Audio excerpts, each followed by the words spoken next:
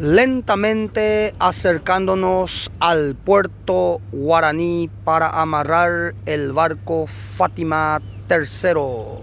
Para ustedes, mis seguidores, Puerto Guaraní. En este puerto no se van a bajar pasajeros, pero sí atracamos para que se suban y hagan su compra. Y repito una y otra vez que este barco no es solo de pasajeros, también es de carga. Es un mercado flotante.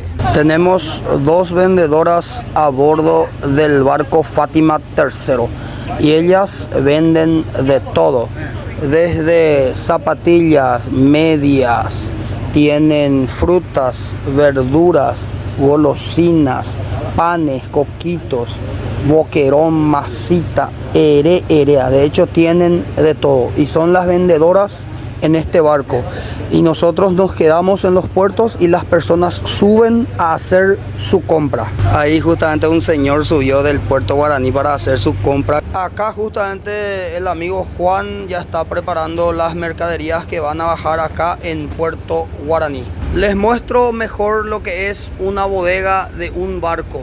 Ahora justamente estamos en medio de la bodega. De hecho que en la bodega había muchísimo más mercaderías, pero por supuesto que por el camino ya bajamos bastante. Y ahí ya están bajando algunas mercaderías que trajimos justamente para Puerto Guaraní. A ver la negocio, este señor también vino a comprar del barco. 300 y después la producto. Hora de seguir el viaje, lentamente alejándonos de Puerto Guaraní.